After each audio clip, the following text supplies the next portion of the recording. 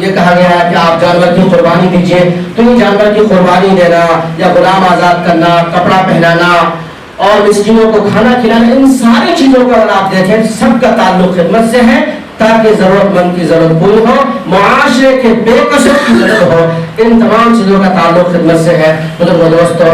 اس لیے ہمیں اور آپ کو بھی اللہ نے جب ان مختلف شکلوں میں خدمت کو رکھا ہے تو ہمیں اور آپ کو احساس ہونا چاہیے کہ ہم اپنی زندگی میں خدمت کا جذبہ پیدا کریں۔ اسی طریقے سے میں اختصار کے ساتھ آگے بڑھتا ہوں۔ خدمت کی چند قسمیں ہیں، اسے اگر آپ نے لکھ لیا تو مٹا دیتا ہوں۔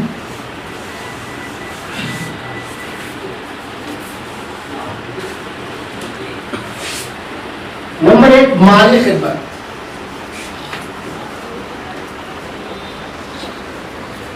مالی خدمت اللہ تعالیٰ ہے، مالی خدمت کی کیا کیا شکلیں ہو سکتی ہیں اس کو غور کریں۔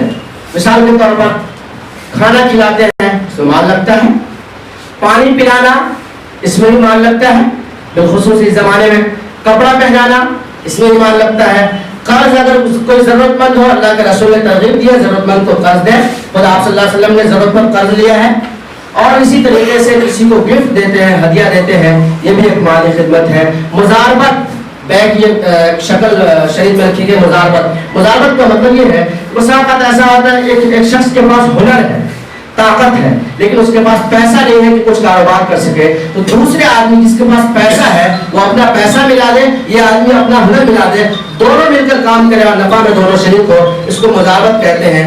یہ بھی ایک خدمت کی ایک شکل ہے۔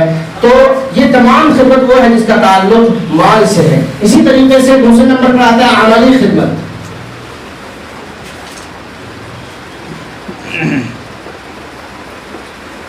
عملی خدمت کی مختلف شکلیں ہیں۔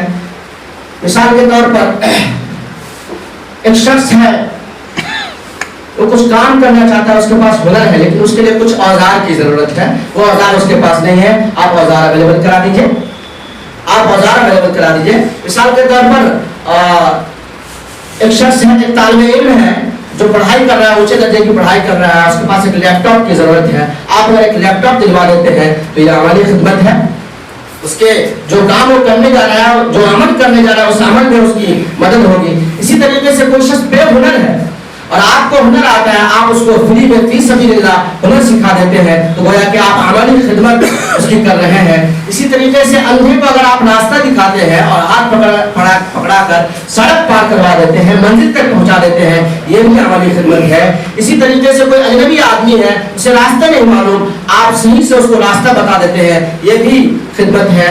اور اس سے بھی آگے بڑھیے، بہت معمولی چیز جس کو لوگ معمولی سمجھتے ہیں، راستے میں کوئی کانٹا پڑا ہے، روڑا پڑا ہے، کنکر پڑا ہے، تکلیف دہ چیز ہے، اس کو ہٹا دیتے ہیں۔ اللہ کے رسول نے کہا یہ بھی ایک صدقہ ہے، یہ بھی عملی خدمت ہے۔ یہ ساری چیزیں عملی خدمت سے جڑی ہوئی ہیں جو ہمیں بتاتی ہیں کہ ہمیں اور آپ کو بھی عملی خدمت اپنانا چاہیے۔ اسی طریقے سے خدمت کی ایک قسم ہے اہل تعلق کی خدمت۔ اہل تعلق میں کون کون آ سکتے ہیں؟ استاد ہیں جن سے ہم نے پڑھا، بہت گہرا تعلق ہوتا ہے۔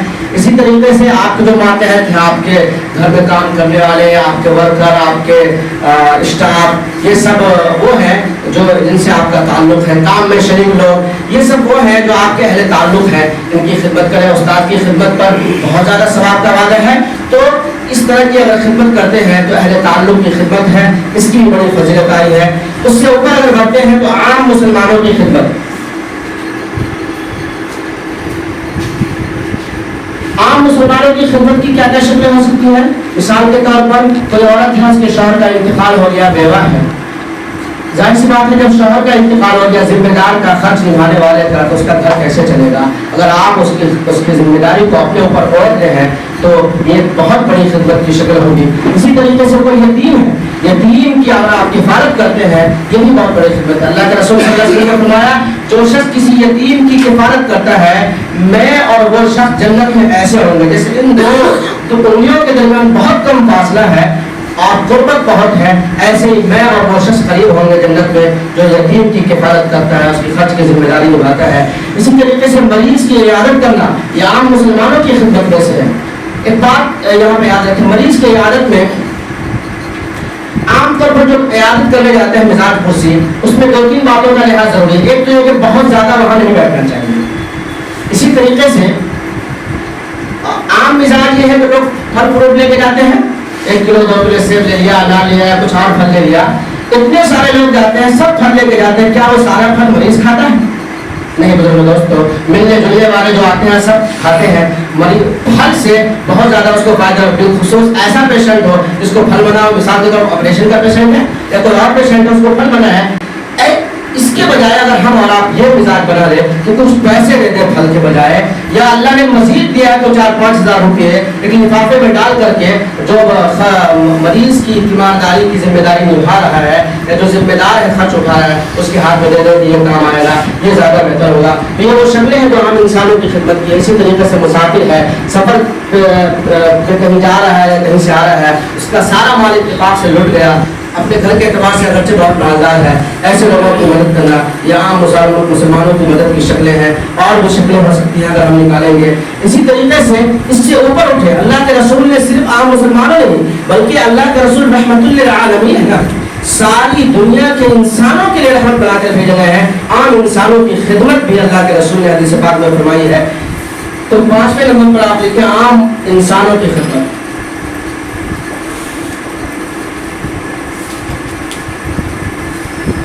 عام انسانوں کی خدمت کے لیے اللہ کے رسول صلی اللہ علیہ وسلم نے بہت ساری حدیثیں ہیں، لیکن میں 2 حدیث پیش کرتا ہوں۔ اللہ کے رسول نے فرمایا لا يرحم اللہ من لا يرحم الناس، ناس کا لفظ آیا ہے، مسلمان کا لفظ نہیں آیا، لا يرحم اللہ من لا يرحم الناس۔ بخاری شریف کی حدیث ہے کہ اللہ تعالیٰ اس شخص پر رحم نہیں کرتا جو لوگوں پر رحم نہیں کرتا، چاہے وہ لوگ مسلمان ہو یا غیر مسلم ہو، کوئی بھی ہو، اس پر رحم نہیں کرتا ہے، اللہ اس پر رحم نہیں کرے گا۔ اس کا الٹا مطلب یہ کہ جو لوگوں پر رحم کرے گا، عام انسانوں پر رحم کرے گا، اللہ اس پر رحم کرے گا۔